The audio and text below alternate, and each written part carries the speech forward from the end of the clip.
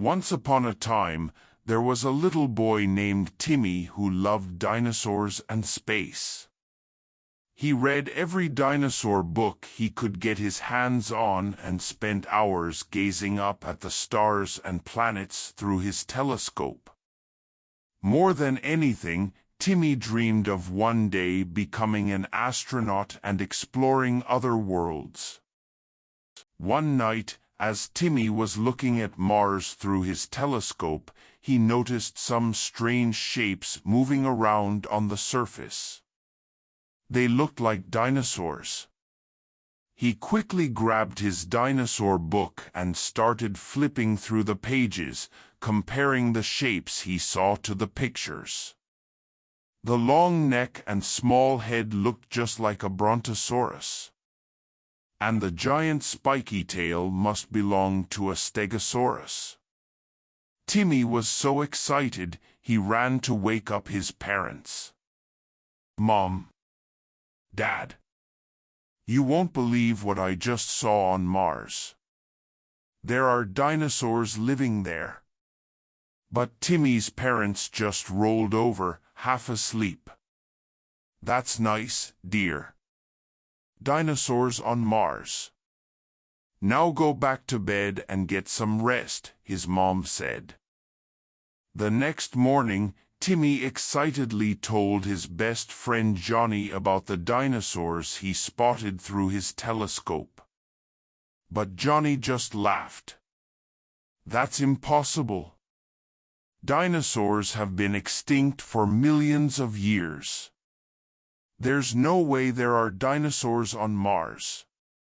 Timmy tried to explain what he saw, but Johnny wouldn't believe him. Frustrated, Timmy decided he needed to get proof.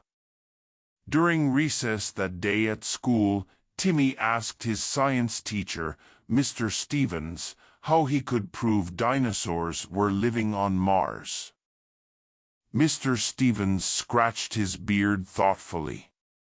"Well, scientists search for evidence to back up new discoveries. You'll need more than just one night of observations through your telescope. You'll need to gather more data over several nights and record exactly what you see each time. Then we can compare your observations to known facts about Earth's dinosaurs."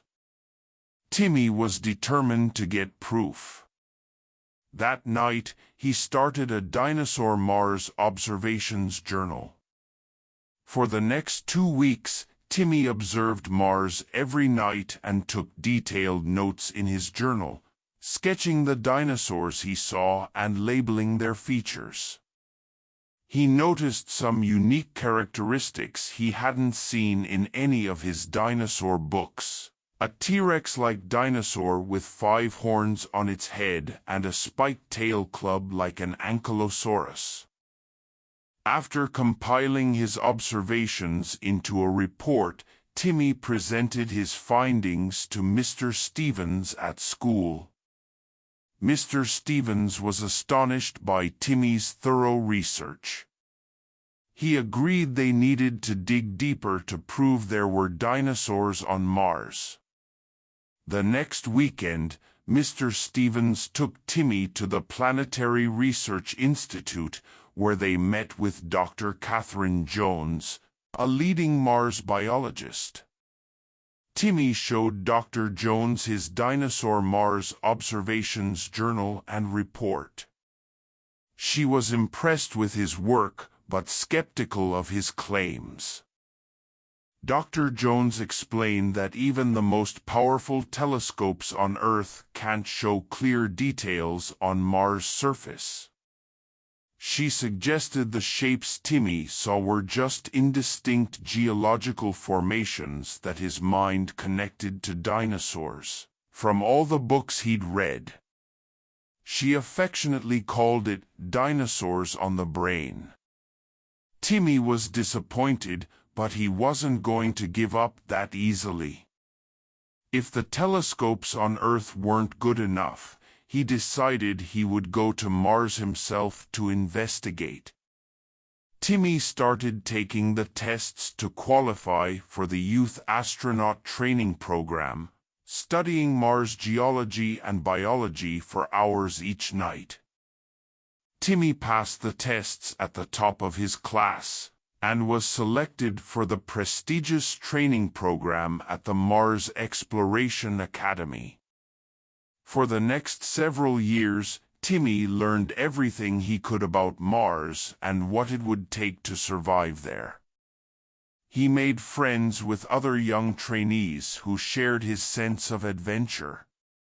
Finally, on Timmy's 16th birthday, he boarded the shuttle Excalibur bound for Mars with his crew. As the red planet grew closer, Timmy could barely contain his excitement. After the long space journey, landing day arrived. Timmy stepped out onto the Mars surface for the first time, the red dirt crunching beneath his boots. He gazed in wonder at the massive Mount Olympus volcano rising in the distance. Once the base camp was set up, Timmy took a rover and drove across the alien landscape in search of signs of life. He explored massive canyons, otherworldly rock formations, and vast oceans of red sand, but no dinosaurs. After days of searching, Timmy began to lose hope.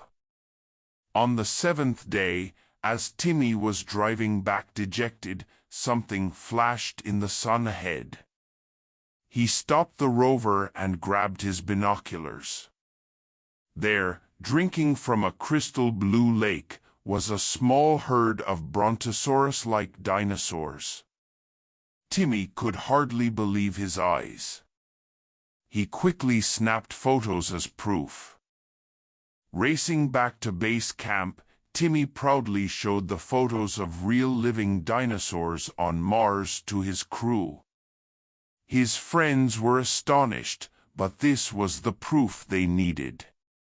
The discovery made headlines on Earth as the find of the century. With continued expeditions, Timmy and his team went on to discover many new dinosaur species, some with evolutionary adaptations to help them survive Mars' harsh environment, like infrared sensing horns to find heat sources. There was so much to learn.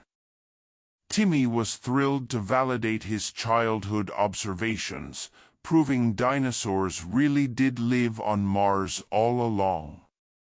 His new spacefaring dino friends showed him firsthand just how amazing our universe can be. Thanks to Timmy's persistence, some of the greatest mysteries in the cosmos had finally been uncovered.